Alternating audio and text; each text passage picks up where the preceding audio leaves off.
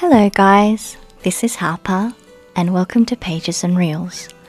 So, I had been turning over in my mind for ages whether I had the courage to discuss this topic, but finally I cracked. I bit the bullet and I've decided to do it. To give you warning, I am no historian, so it is likely that I will offend those of you who are. And anyone who is an expert in Anne Boleyn and Tudor England. So just a reminder, this video is absolutely just for entertainment purposes. I cannot stress this enough. So for those of you who are historians and experts in this area, take a few calming breaths, get your blood pressure to a reasonable level before you listen to me butcher this fascinating historical woman with my interpretation of her. As this channel is about adaptations, I will also make references to the many portrayals that have been done of her throughout the years, giving my humble opinion on them. Okay, so let's go. Anne Boleyn, one of my historical obsessions. A tad unhealthy, quite frankly, my fixation with her, but clearly I am not alone in this. Even after her death, she still manages to captivate so many of us. Her story, her personality, and the tragedy of her downfall. So many adjectives have been used to describe her, but I feel like it's safe to say that the modern eye no longer perceives her solely as a villain. For such a long time throughout history, she was seen as this conniving, witch-like seductress who cast a spell on poor, helpless Henry. But today she is considered with more compassion, sympathy, and through a lens that acknowledges the complexity of her character, as well as the difficulties she had in navigating her life, especially in the ruthless minefield that was Tudor court. I mean, there must have been times, or maybe it was all the time, when she felt like she was walking into an ocean teeming with ravenous sharks, out for blood, all circling her. And I'm sure that Henry also was one of those sharks. Tudor court was no joke, and as someone who has frazzled nerves already, there is no way I could have survived such a hostile, toxic, threatening environment. You have to be built different to even just survive in that kind of psychological warfare on a day-to-day basis. I shudder even imagining. I heard something once, and you guys might have heard this too, and I feel this is so relatable to me. And it's just how people in horror movies are so courageous and they have so much fight and will to live. Because if it was me, I think I'd just be like, you know what, take me out. I don't care.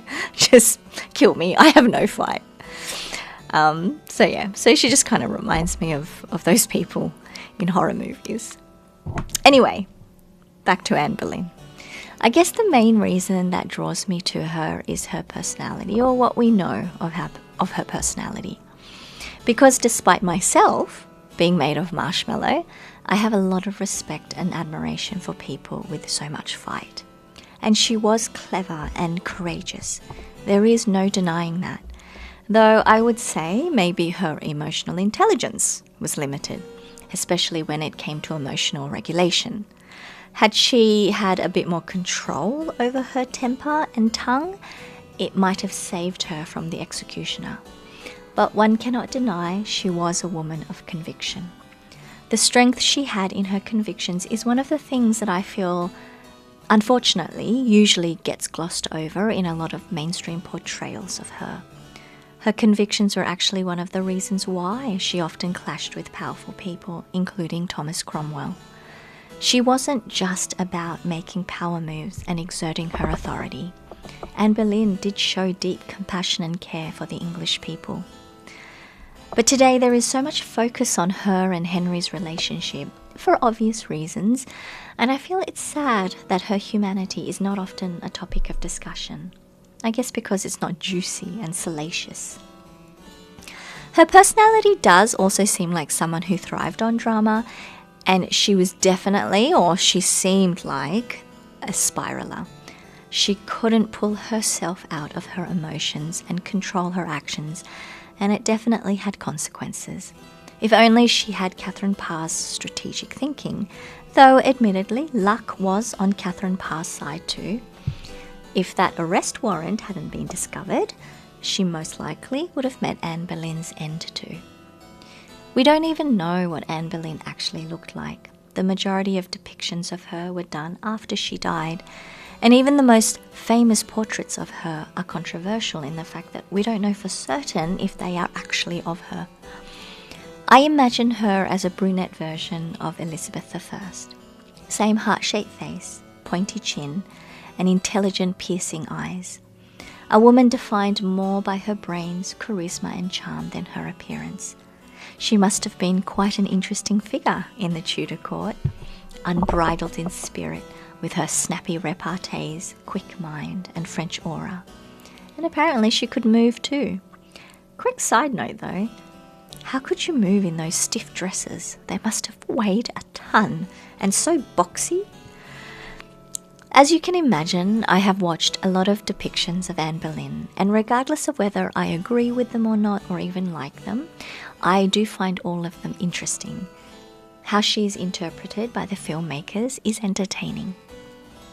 For me, the spirit of how I imagine Anne Boleyn is captured most by Natalie Dormer in The Tudors.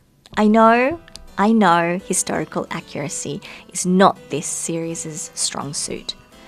But even if it's not an accurate depiction of how Anne must have been in her time, Dormer does such an amazing job in bringing to life Anne's charisma in a way that connects with the modern audience.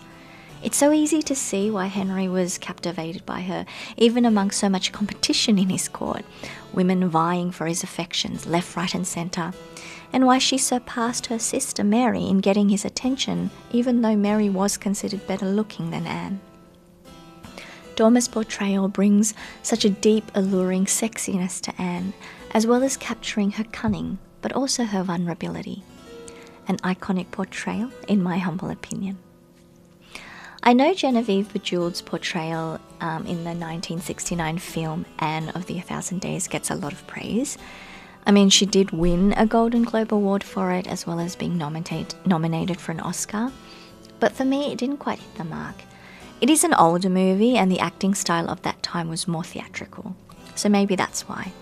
I was just very conscious that the actors were acting, whereas the acting style today is much more naturalistic. Also, I felt the portrayal was maybe a bit limited, in the sense there was so much focus on just Anne's feistiness, defiance, and sacrifice.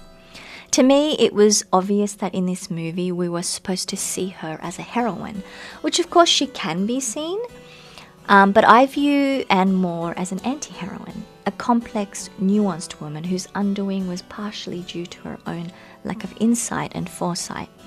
I don't feel like Bejewelled's portrayal showed enough of that. I've always wondered when the turning point for Anne was. When did she decide to give in to Henry, and what was it that tipped her into that decision? We know that initially she had no interest in Henry. She was actually betrothed to another man around the time they met. So when did she decide to go all in? And was it actually love?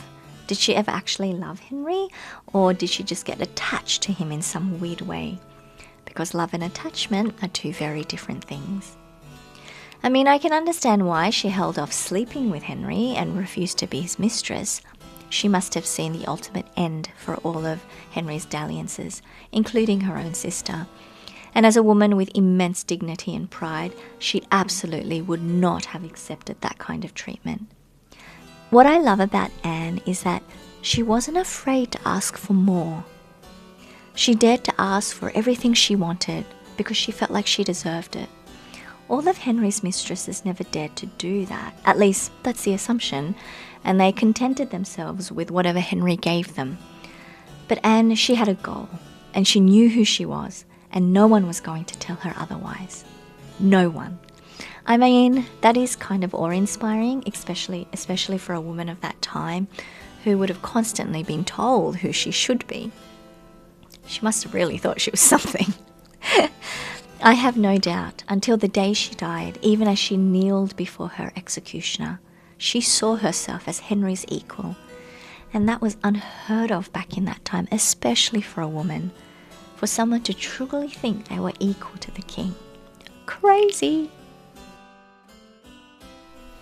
For further analysis of Anne Boleyn, please continue to part 2.